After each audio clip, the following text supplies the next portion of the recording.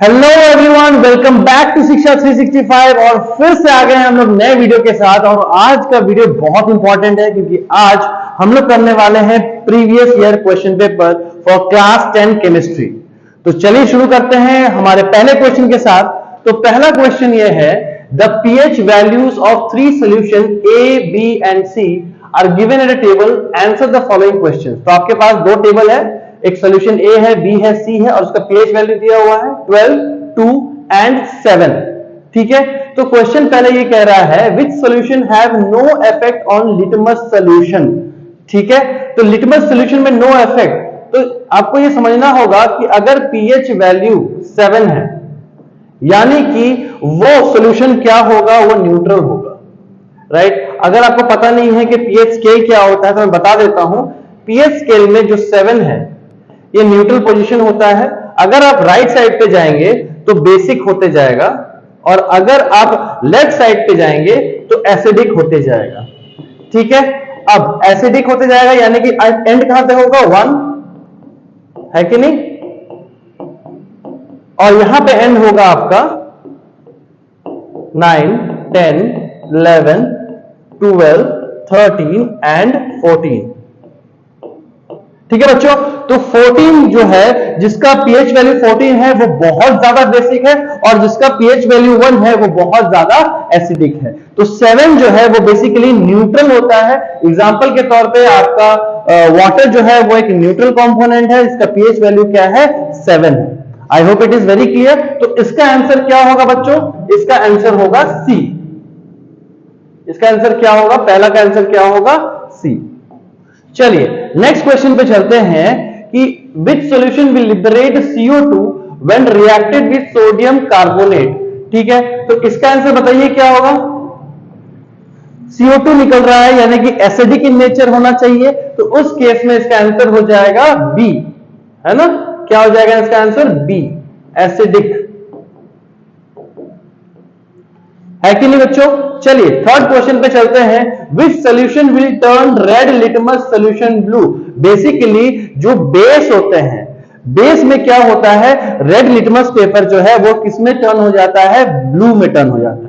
ठीक है, तो देखिए यहां पे पीएच वैल्यू जिसका 12 है, मैंने अभी लिस्ट दिखाया था, पीएच वैल्यू जिसका 12 है वो बेसिक इन नेचर होगा। तो थर्ड का आंसर बच्चों होगा ए, पहला का आंसर होगा सी, सेकंड का होगा बी और थर्ड का आंसर होगा ए। क्लियर है सबको। चलिए चलते हैं हम लोग नेक्स्ट क्वेश्चन की तरफ। नेक्स्ट क्वेश्चन ये कहता है कि find the empirical formula and molecular formula of an organic compound from the given data. हमारे पास एक डेटा गिवन है और उस डेटा के हिसाब से हमें empirical formula as well as molecular formula निकालना है। तो इसके लिए सबसे पहले हम एक टेबल बनाएंगे। उस टेबल में सबसे पहले क्या रहेगा बच्चों, उसमें रहेगा सिंबल। ठीक है, उसके बाद सिंबल, उसके बाद क्या रहेगा, परसेंटेज, परसेंटेज के बाद क्या रहेगा, वेट, एटॉमिक वेट, क्या रहेगा बच्चों, एटॉमिक वेट, है ना। उसके बाद क्या रहेगा बच्चों, रिलेटिव रेशियो। रिलेटिव रेशियो में सिखाऊंगा कैसे कैसे इसको निकालना है। और लास्ट में रहेगा सिंपलेस्ट रेशियो। लास्ट में क्या रहेगा, सिंपलेस्ट रेशियो, है ना, सिंपलेस्ट रेशियो रहेगा। चलिए तो सबसे पहले हमारे पास कौन कौन से एलिमेंट है, कार्बन है तो सिंबल कार्बन का C होता है, हाइड्रोजन है उसका H होता है और नाइट्रोजन है उसका N होता है। तो हमने सिंबल लिख लिया। उसके बाद परसेंटेज का बात करें तो कार्बन का परसेंटेज कितना है बच्चों, 75.92%, है ना, इसको नहीं लिखेंगे तो भी चलेगा। और हाइड्रोजन का कितना है, 6.32 और नाइट्रोजन का कितना है बच्चों, 17.76। ठीक है, अच्छा नेक्स्ट बात करेंगे हम लोग एटॉमिक वेट के बारे में। एटॉमिक वेट कार्बन का कितना होता है बच्चों, 12 होता है ना, 12 होता है। हाइड्रोजन का कितना होता है, 1 और नाइट्रोजन का कितना होता है, 14। ठीक है, अब रिलेटिव रेशियो निकालने के लिए आप ध्यान समझिए, रिलेटिव रेशियो निकालने का फॉर्मूला होता है, मैं लिख देता हूं यहां पे, रिलेटिव रेशियो का फॉर्मूला है, निकालने का फॉर्मूला है, परसेंटेज को आप एटॉमिक वेट से क्या करेंगे, डिवाइड कर देंगे। एटॉमिक वेट से क्या करेंगे, डिवाइड कर देंगे। चलिए तो एक एक करके करते हैं हम लोग। ओके, तो इसमें देखिए 75.92 divided by 12, 6.32 divided by 1 and 17.76 divided by 14 करेंगे। ठीक है, इसका आंसर तो 6.32 हो जाएगा बच्चों। इसका आंसर बताइए कितना होगा, अगर डिवाइड करते तो कितना होगा, जल्दी बताइए। इसका आंसर भी करीब 6 के आसपास ही होगा, 6.32 के आसपास ही होगा। और इसका आंसर क्या होगा बच्चों, इसका आंसर होगा 1.26 के आसपास। क्लियर है, क्लियर है सबको?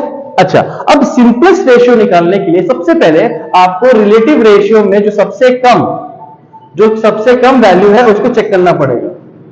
ठीक है, अब उसमें आप देखिए कि इसमें सबसे कम वैल्यू कौन सा है, 1.26। इसको डिवाइड कर देंगे हम हर किसी के साथ, यानी कि 6.32 को डिवाइड करेंगे 1.26 के साथ, फिर 6.32 को डिवाइड करेंगे 1.26 के साथ, और फिर 1.26 को डिवाइड करेंगे 1.26 के साथ। तो इसको जब हम काटेंगे तो वैल्यू क्या आएगा 1, इसको करेंगे तो वैल्यू आएगा 5, और इसको करेंगे तो वैल्यू आएगा 5। अब इस सिंपलेस्ट रेशियो के बेसिस पे हम लोग एम्पेरिकल फॉर्मूला निकालेंगे। तो चलिए हम लोग इसको एम्पेरिकल फॉर्मूला निकालते हैं। इसको लिख लीजिए फटाफट जल्दी से, पॉज कर लीजिए वीडियो को, इसको लिख लीजिए, स्क्रीनशॉट ले लीजिए। चलिए तो आगे बढ़ते हैं हम लोग। सबसे पहले इसका एम्पेरिकल फॉर्मूला लिख लें। तो एम्पेरिकल फॉर्मूला लिखने के लिए एम्पेरिकल फॉर्मूला क्या हो जाएगा, कार्बन का था 5, हाइड्रोजन का था 5 और नाइट्रोजन का 1 था। क्लियर है, कोई दिक्कत यहां पे? ओके, अब इसके बाद हमारे पास क्वेश्चन ये है, एम्पेरिकल फॉर्मूला तो निकल गया, अब मॉलिक्यूलर फॉर्मूला। अब मॉलिक्यूलर फॉर्मूला निकालने के लिए सबसे पहले आपको देखना पड़ेगा क्या गिवन है। हमारे पास गिवन है वेपर डेंसिटी, है ना? क्या दिया हुआ बच्चों, वेपर डेंसिटी। ठीक है, क्या दिया बच्चों, वेपर डेंसिटी कितना दिया बच्चों, 39.5 दिया हुआ, राइट, 39.5। अच्छा, आपको एक फॉर्मूला याद है मॉलिक्यूलर वेट का? मॉलिक्यूलर वेट का एक फॉर्मूला है 2 into VD, यानी वेपर डेंसिटी। ठीक है, तो चलिए निकाल लेते हैं इसका मॉलिक्यूलर मास या मॉलिक्यूलर वेट, जो भी आप बोलना चाहते हैं। तो 2 into 39.5 क्या हो जाएगा बच्चों, इसका वैल्यू आएगा 79। ठीक है, हमने मॉलिक्यूलर वेट निकाल लिया। फिर क्या करेंगे, फिर हम लोग इसका एम्पेरिकल फॉर्मूला मास निकालेंगे। ठीक है, एम्पेरिकल फॉर्मूला मास, उसके लिए हमें चाहिए एम्पेरिकल फॉर्मूला जो कि है C5H5N। अब इसका मास निकालने के लिए आपको कार्बन का एटॉमिक वेट चाहिए, हाइड्रोजन का एटॉमिक वेट चाहिए, नाइट्रोजन का एटॉमिक वेट चाहिए। ठीक है, तो चलिए कार्बन का एटॉमिक वेट है 12 और कितने कार्बन है 5, प्लस हाइड्रोजन का एटॉमिक वेट है 1, कितने हैं 5, प्लस नाइट्रोजन कितने हैं 14। तो कैलकुलेट करेंगे यहां कितना हो गया बच्चों, यहां पे हो गया आपका, इसका भी आएगा वैल्यू 79 ही आएगा। ठीक है, क्लियर है, कोई दिक्कत किसी को? ओके, अब हमारे पास एम्पेरिकल फॉर्मूला मास आ गया, EMF बोल सकते हैं उसको, एम्पेरिकल फॉर्मूला मास आ गया, EMM भी बोल सकते हैं। और हमारे पास मॉलिक्यूलर वेट भी आ गया। अब मॉलिक्यूलर फॉर्मूला निकालने के लिए हमें क्या करना पड़ेगा, N का वैल्यू निकालना पड़ेगा। तो N का फॉर्मूला होता है मॉलिक्यूलर मास बाय एम्पेरिकल मास, जो कि है 79/79। क्या आ जाएगा बच्चों वैल्यू, इसका 1 आ जाएगा। ठीक है, अब हमें मॉलिक्यूलर फॉर्मूला निकालना है। ठीक है, मॉलिक्यूलर फॉर्मूला निकालने के लिए हमें N इंटू एम्पेरिकल फॉर्मूला, यानी कि 1 इंटू एम्पेरिकल फॉर्मूला कितना है C5H5N, यानी यहां पे मॉलिक्यूलर फॉर्मूला भी आपका कितना निकलेगा C5H5N। तो हमारे पास एम्पेरिकल फॉर्मूला भी आ गया और मॉलिक्यूलर फॉर्मूला भी आ गया। I hope it is very clear to everyone, सबको समझ में आ गया होगा। बहुत इजी स्टेप है, आप इसको फॉलो करें और इससे रिलेटेड सारे क्वेश्चंस आपसे सॉल्व हो जाएंगे, चाहे वो मॉलिक्यूलर फॉर्मूला हो चाहे एम्पेरिकल फॉर्मूला। क्लियर है, चलिए इसको लिख लीजिए, स्क्रीनशॉट ले लीजिए अगर लिखना है तो। चलिए चलते हैं हम लोग नेक्स्ट क्वेश्चन की तरफ। नेक्स्ट क्वेश्चन आपका ऑर्गेनिक केमिस्ट्री से है, बहुत इंपॉर्टेंट क्वेश्चन है। ये क्वेश्चन आप तभी कर पाएंगे जब आपको जनरल फॉर्मूला के बारे में नॉलेज है। अगर जनरल फॉर्मूला के बारे में नॉलेज नहीं है तो हमारे previous lecture carbon and its compound का आप जनरल फॉर्मूला वाला लेक्चर देख सकते हैं। ठीक है, मैं यहां पे कहीं आई बटन में डाल दूंगा। ठीक है, चलिए सबसे पहले क्वेश्चन में देखिए जनरल फॉर्मूला दिया हुआ है CnH2n-2। अगर आपने रिवाइज किया होगा, ऑर्गेनिक केमिस्ट्री पढ़ा होगा, तो CnH2n-2 किसका जनरल फॉर्मूला बच्चों? एल्काइंस का है। किसका है? एल्काइंस का है। तो अच्छा यहां पे पहले क्या क्वेश्चन है? IUPAC name of the homologous series, तो इसका नेम क्या होगा? एल्काइन। क्या होगा? एल्काइन। क्या होगा बच्चों? एल्काइन। ठीक है, उसके बाद कैरेक्टरिस्टिक बॉन्ड टाइप, किस तरह का बॉन्ड शो करता है बच्चों? एल्काइन किस तरह का बॉन्ड है? उसका ट्रिपल बॉन्ड है ना उसमें, तो बी का आंसर क्या होगा बच्चों? बी का आंसर होगा ट्रिपल बॉन्ड। क्या होगा? Triple bond. ठीक है, ओके। सी का क्वेश्चन क्या है? IUPAC name of the first member of the series. तो आपको ये पता होना चाहिए कि एल्काइन का जो फर्स्ट मेंबर होता है वो मिथाइन नहीं होता है, वो होता है एल्काइन। ठीक है, सॉरी इथाइन। तो सी क्या हो गया आपका? इथाइन। क्या हो गया आपका बच्चों? इथाइन। क्लियर है? ओके, सेकंड क्वेश्चन पे आते हैं। CnH2n+2, बहुत इजी। चलिए बताइए इसका आंसर क्या होगा? इसका आंसर क्या होगा बताइए? ये किसका जनरल फॉर्मूला है? ये आपका एल्केन का जनरल फॉर्मूला बच्चों। क्या है? एल्केन का। तो एल्केन का पहला डी का आंसर क्या होगा बच्चों? एल्केन। क्या होगा? एल्केन। इसका सफिक्स क्या लिखते हैं हम लोग? सफिक्स एन होता है। सफिक्स क्या होता है बच्चों? सफिक्स वो टर्म होता है जो एंड में लिखा जाता है। ठीक है, तो सफिक्स एन होता है, इसका सफिक्स क्या होता है? आइन, इथाइन, प्रोपाइन, ब्यूटाइन। एल्केन का मीथेन, प्रोपेन, ब्यूटेन, है ना, इस तरीके से लिखना है। अच्छा, फिर इसका कैरेक्टरिस्टिक बॉन्ड आप बता सकते हैं कि एल्केन किस तरह का बॉन्ड शो करता है? ये शो करता है सिंगल बॉन्ड। क्या शो करता है बच्चों? सिंगल बॉन्ड, है ना। तो यहां पे हम लिख देंगे सिंगल बॉन्ड, है ना, पूरा लिखेंगे सिंगल बॉन्ड। ओके, नेक्स्ट चलते हैं। एफ क्या है? IUPAC name of the first member of the series. तो एल्केन का जो फर्स्ट मेंबर है बच्चों वो है मीथेन। क्या है बच्चों? मीथेन है। तो इसका आंसर क्या हो जाएगा? मीथेन। क्या हो जाएगा इसका आंसर? मीथेन। अब मीथेन का स्ट्रक्चर तो पता है ना आपको? मीथेन का स्ट्रक्चर क्या है? देखिए ये रहा मीथेन, है ना, ये मीथेन है ना। CH4 भी बोलते हैं, CH4 भी बोलते हैं। क्लियर है? किसी को कोई डाउट यहां पे? आगे बढ़े हम लोग। चलिए चलते हैं हम लोग नेक्स्ट क्वेश्चन की तरफ। चलिए नेक्स्ट क्वेश्चन क्या कहता है? Name the most common ore of metal aluminium from which the metal is extracted, write down the chemical formula of the ore. बच्चों इसमें समझने वाली बात है कि एल्यूमिनियम का वो ओर हमें लिखना है जो कि बहुत कॉमनली यूज होता है। ठीक है, तो इसका आंसर क्या है बताइए? बॉक्साइट। क्या आंसर है इसका? बॉक्साइट। ठीक है, और इसका अगर हम बात करें फॉर्मूला के बारे में तो फॉर्मूला है Al2O3.2H2O। ये बॉक्साइट है। क्लियर है?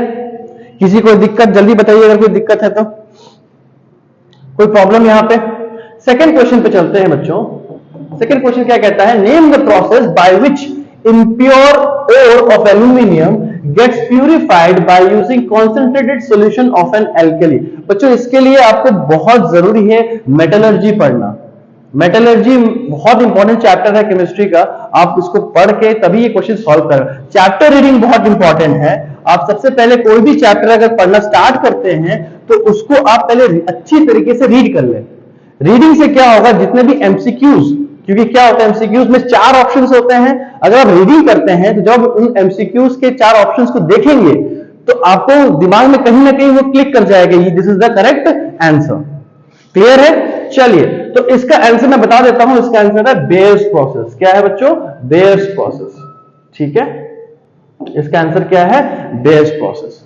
ठीक है, चलिए चलते हैं थर्ड क्वेश्चन की तरफ। थर्ड क्वेश्चन क्या कहता है? Right the equation for the formation of aluminium at the cathode during the electrolysis of alumina. बच्चों एल्यूमिना का फॉर्मूला क्या होता है? एल्यूमिना का फॉर्मूला होता है Al2O3।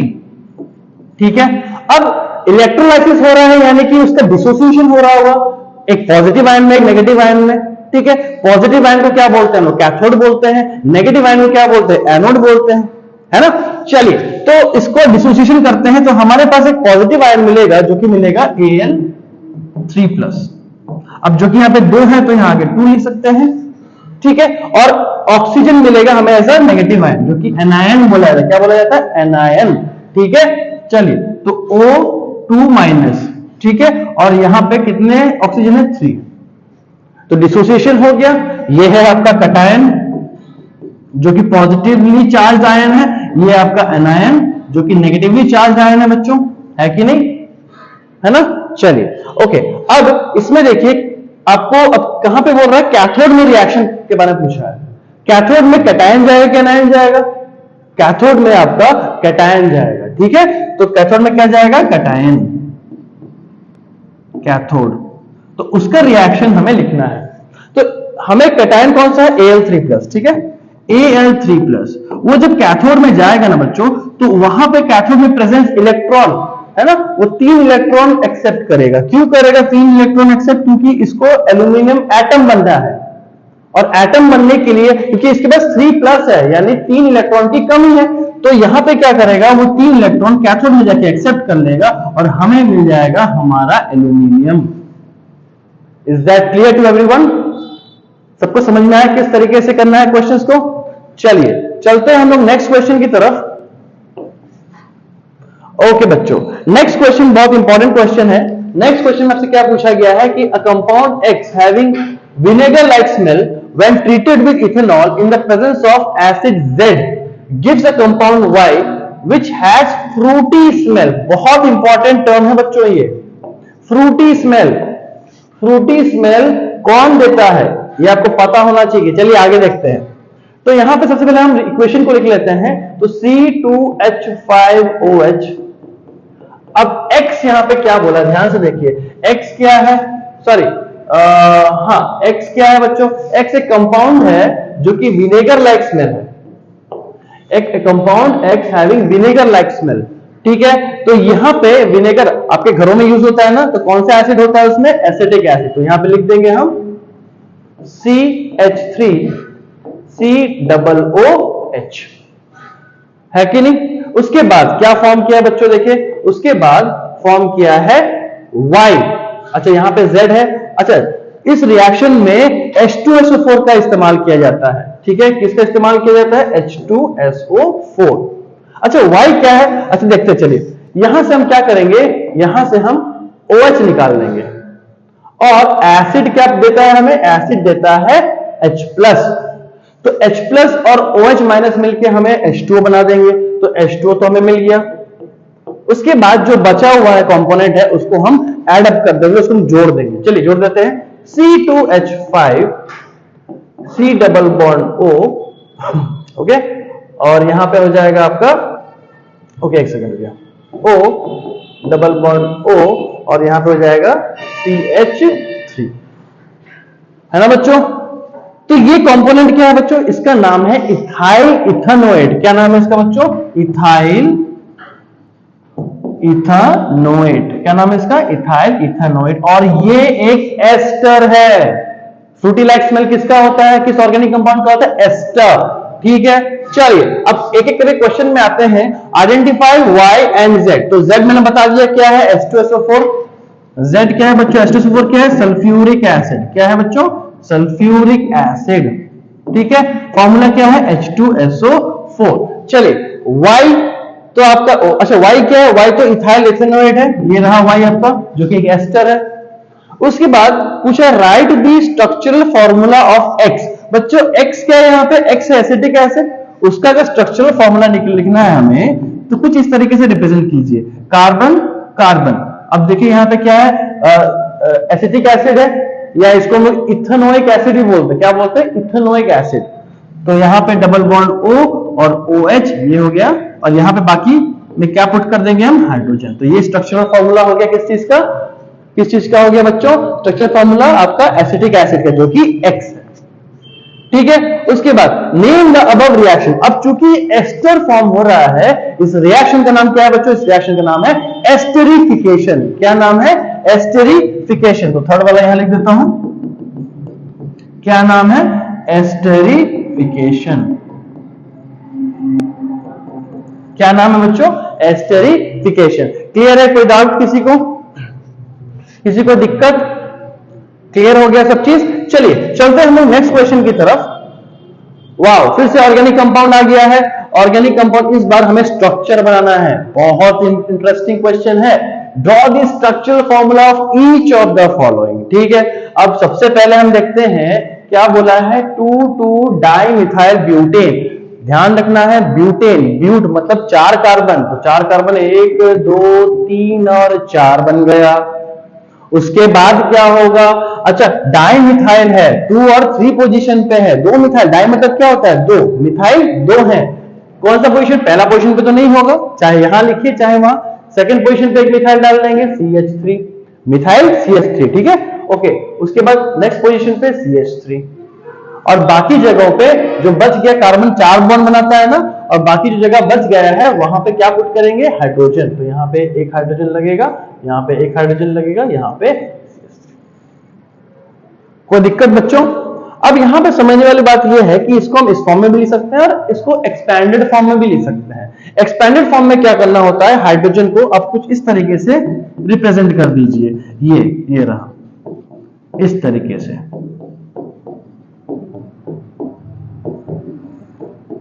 है ना, इस तरीके से आप रिप्रेजेंट कर दीजिए।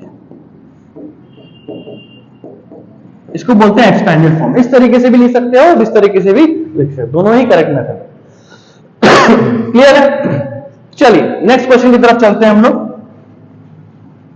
नेक्स्ट क्वेश्चन है आपका डाइइथाइल ईथर। ईथर को आइडेंटिफाई करने का तरीका क्या है बच्चों? ईथर को आइडेंटिफाई करने का तरीका COC, है ना, है कि नहीं बच्चों? COC बहुत फेमस गेम है, क्लैश ऑफ क्लैंस, सबको पता होगा ना, सबने सब खेलते होंगे, है कि नहीं? अगर नहीं खेलते होंगे तो अच्छी बात है, अभी खेलना बंद कर दें, एग्जाम नजदीक है। चलिए, तो आपका COC से आइडेंटिफाई करते हैं, डाइइथाइल ईथर है कि नहीं? यानी ऑक्सीजन तो सेंटर में लिखना ही है, इस तरफ आ जाएगा C2H5 और इस तरफ आ जाएगा C2H5, डाइइथाइल ईथर।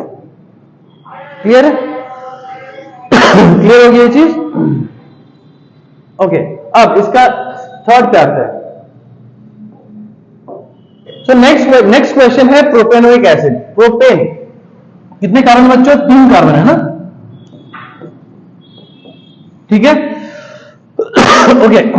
इसमें OH, COOH इसका आइडेंटिफिकेशन है, यहां पे CH2 और यहां पे हो गया CH3। ये क्या हो गया बच्चों? Propanoic acid. क्या हो गया? Propanoic acid. इसको एक्सपेंडेड फॉर्म में भी आप लिख सकते हैं, कोई दिक्कत? चलिए क्वेश्चन नंबर, नेक्स्ट क्वेश्चन पे चलते हैं हम लोग। ओके, नेक्स्ट क्वेश्चन है आपका, a gas cylinder can hold 1 kg of hydrogen at room temperature and pressure. Find the number of moles of hydrogen present. Very interesting question बच्चों। सबसे पहले हमें हाइड्रोजन का H2 का आपका मॉलिक्यूलर मास लिखना है, ठीक है, 2 ग्राम। ठीक है, 2 ग्राम हाइड्रोजन के कितने नंबर ऑफ मोल्स होते हैं बच्चों? अगर आपको रिलेशन पता है तो पता होना चाहिए 1 मोल। जब 2 ग्राम हाइड्रोजन 1 मोल देता है तो 1 ग्राम कितना देगा? 1 ग्राम देगा आपका 1/2। आपके पास कितने हाइड्रोजन है बच्चों?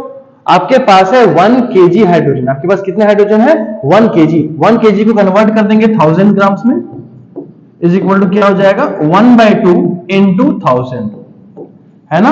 यानी कि कितने मोल्स हो गया बच्चों? 500 मोल्स।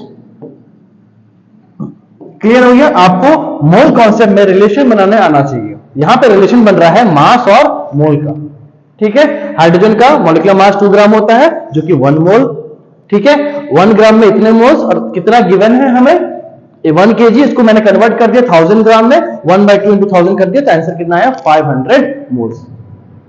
क्लियर है? कोई दिक्कत? ओके, अब नेक्स्ट क्वेश्चन की तरफ चलते हैं हम लोग। इसको मिटा दूं? ओके, नेक्स्ट क्वेश्चन में क्या कहता है, number 2, what weight of CO2 can the cylinder hold under similar condition of temperature and pressure? मतलब कि उसी सिलेंडर में अगर हम हाइड्रोजन के जगह पे CO2 डाल दें, उसी जगह पे हम हाइड्रोजन के जगह पे अगर CO2 डाल दें, तो वो कितना CO2, कितना मास ऑफ CO2 होल्ड कर सकता है? क्लियर है? कोई दिक्कत? तो सबसे पहले हमको पता है कि 1 मोल हाइड्रोजन में कितने ग्राम होते हैं? 2 ग्राम होते हैं। अच्छा, इसका वॉल्यूम कितना होगा बच्चों? मोलार वॉल्यूम तो पता है 22.4 लीटर है कि नहीं? 1 ग्राम में कितने मोल, सॉरी 1 ग्राम में 1 मोल ऑफ हाइड्रोजन में कितने ग्राम? 2 ग्राम। और कितने लीटर होंगे? 22.4। इसको क्या बोलते हैं? Molar volume. मोलार वॉल्यूम मतलब एक मोल ऑफ हाइड्रोजन कितना जगह लेगा, है ना? वॉल्यूम क्या होता है? स्पेस ऑक्यूपाइड बाय एनीथिंग, है ना? कितना जगह लेगा? 22.4, ठीक है। अच्छा, तो एक मोल ऑफ हाइड्रोजन अगर 22.4 लीटर जगह लेता है तो 500 मोल ऑफ हाइड्रोजन कितना जगह लेगा? तो इसको मल्टीप्लाई कर देंगे 22.4 इंटू 500 लीटर्स, है ना बच्चों? क्लियर है? कोई दिक्कत? उसके बाद क्या करेंगे? अब हमें क्या करना था? हमें H2 को निकाल के उसमें क्या डालना था? CO2, ठीक है। तो CO2 सबसे पहले हम क्या करेंगे? CO2 का मॉलिक्यूलर मास निकाल लेंगे, है ना? CO2 का मॉलिक्यूलर मास क्या होता है बच्चों? 12 हो गया यहाँ पे, प्लस हाइड्रोजन का 16 होता है, 2 हाइड्रोजन 32 यानी कि 44 ग्राम, 44 ग्राम, ठीक है। अब CO2 का ये हो गया मॉलिक्यूलर फॉर्मूला, मॉलिक्यूलर मास हो गया। अब देखिए हमें निकालना क्या है? मास निकालना है CO2 का, ठीक है। कितना वॉल्यूम में? अच्छा, आपको पता होना चाहिए कितना वॉल्यूम होता है 44 ग्राम में? 22.4 लीटर। अब देखिए यहां पे ध्यान से कि 22.4 लीटर कितना मास दे रहा है? 44 ग्राम। 1 लीटर कितना देगा? 44 डिवाइडेड बाय 22.4, ठीक है। अच्छा, अब हमारे पास कितना था? 22.4 इंटू 500, 22.4 इंटू 500 कितना देगा बच्चों? ये देगा 44 बाय 22.4 इंटू कितना हो गया? 22.4 इंटू 500, ये कट गया और इसका आंसर आएगा आपका 22,000 ग्राम या 22 kg। कोई दिक्कत बच्चों? यहां तक क्लियर हो गया? ओके, थर्ड क्वेश्चन पे चलते हैं। If the number of molecules of hydrogen in cylinder is x, calculate the number of CO2 molecules in the cylinder under the same condition of temperature and pressure। बच्चों आपको Avogadro's law याद होना चाहिए। Equal volumes contain equal number of molecules. अब समझने वाली बात यह है कि जितना जगह हाइड्रोजन ने लिया है उतना ही जगह कौन लिया? CO2 भी लिया। तो जितना मॉलिक्यूल्स हाइड्रोजन के होंगे उतना ही मॉलिक्यूल्स किसके होंगे? CO2 के होंगे। यानी कि क्या बोला है यहां पे? मान लेते हैं कि हाइड्रोजन कितना है? X है। हाइड्रोजन का मॉलिक्यूल्स, नंबर ऑफ मॉलिक्यूल्स कितना है? X है। तो अकॉर्डिंग टू एवोगाड्रो लॉ जितना मॉलिक्यूल हाइड्रोजन का होगा उतना ही मॉलिक्यूल किसका होगा बच्चों? CO2, जो कि कितना है? X। तो यही आपका आंसर हो जाएगा। थोड़ा ट्रिक क्वेश्चन था, समझ में आ गया किस तरीके से करना है बच्चों? चलिए चलते हैं हम लोग नेक्स्ट क्वेश्चन की तरफ। ओके, नेक्स्ट क्वेश्चन ये कहता है कि answer the following questions with respect to electrolytic process in the extraction of aluminium. फिर से मेटलर्जी का एक क्वेश्चन आ चुका है बच्चों, एल्यूमिनियम का क्वेश्चन आ चुका है, ठीक है। Identify the component of the electrolyte other than pure alumina and role played by which। अच्छा, एल्यूमिना का बात करें तो एल्यूमिना तो मेन कंपाउंड हो गया, एल्यूमिना तो मेन कंपाउंड हो गया, राइट। एल्यूमिना का फॉर्मूला क्या है? Al2O3। इसके अलावा और क्या क्या यूज होता है? सबसे पहले हम देखेंगे जो कि क्रायोलाइट बच्चों, क्रायोलाइट है ना। सबसे पहले कौन यूज होता है? क्रायोलाइट। क्रायोलाइट का फॉर्मूला क्या बच्चों जल्दी बताइए? क्रायोलाइट का फॉर्मूला है Na3। क्रायोलाइट का फॉर्मूला क्या बच्चों? Na3Al F6, sorry Na3Al F6। और अगर इसका फंक्शन का बात करें तो ये एक सॉल्वेंट है ना। सबसे पहला इसका क्या है? एक सॉल्वेंट है। दूसरा इसका फंक्शन होता है ये रिड्यूस कर देता है, reduces fusion temperature, it reduces fusion temperature from 2050 degree Celsius to 950 degree Celsius। ये फ्यूजन टेम्परेचर को क्या करता है बच्चों? ये कम कर देता है। तो पहला तो सॉल्वेंट की तरह काम कर रहा है, दूसरा इसका फंक्शन क्या है? Reduces the fusion temperature by 50 degree Celsius to 950 degree Celsius. ठीक है, ओके। नेक्स्ट कंपोनेंट की तरफ बात करेंगे हम लोग, जो कि है फ्लोरस्पार। फ्लोरस्पार, ठीक है। फ्लोरस्पार का फॉर्मूला क्या है बच्चों, जल्दी बताइए। फ्लोरस्पार का फॉर्मूला क्या है? CaF2। ठीक है, अब CaF2 जो है उसका भी दो फंक्शंस हैं। पहला फंक्शन तो सेम एज सॉल्वेंट, दूसरा फंक्शन है बच्चों, इट इंक्रीजेस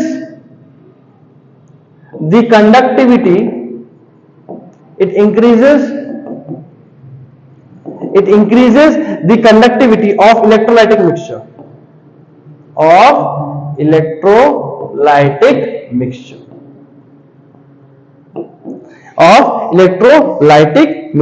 क्लियर है बच्चों, कोई दिक्कत यहां पे?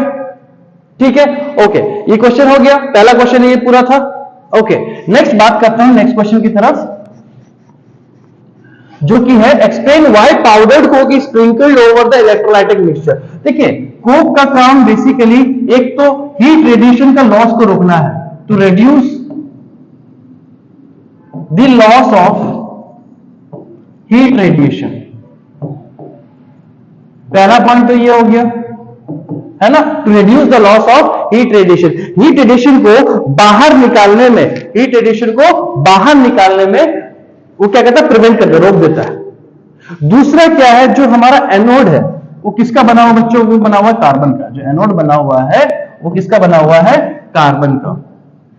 और it prevents it from burning in air. ठीक है, वो रोकता है कि एनोड जो है वो एयर के साथ रिएक्ट न कर जाए और बर्न ना हो जाए। क्लियर है, कोई दिक्कत? ओके, चलते हैं नेक्स्ट क्वेश्चन की तरफ। ओके, नेक्स्ट क्वेश्चन है, ओके, नेक्स्ट क्वेश्चन है आपका ये क्वेश्चन दिया हुआ है आपको कि equation of the reaction when compound is bubble to bromine dissolve in carbon tetrachloride. अच्छा, फटाफट करते हैं। स्ट्रक्चर ऑफ ए क्या है बच्चों? यहां पे ए क्या है? यहां पे ए है इथीन। यहां पे ए क्या है? इथीन है। इथीन कैसे आइडेंटिफाई करेंगे? Carbon carbon double bond CH2 कोई दिक्कत बच्चों किसी को? यहां पे क्या है? इथीन है ना? ओके, नेक्स्ट क्या बोल रहा है कि state your observation during this reaction. यहां पे एक ऑब्जर्वेशन बच्चों बता रहा हूं मैं कि जो ब्रोमीन वाटर है उसका कलर होता है रेडिश ब्राउन। तो क्या हो जाता है? It decolourises the reddish brown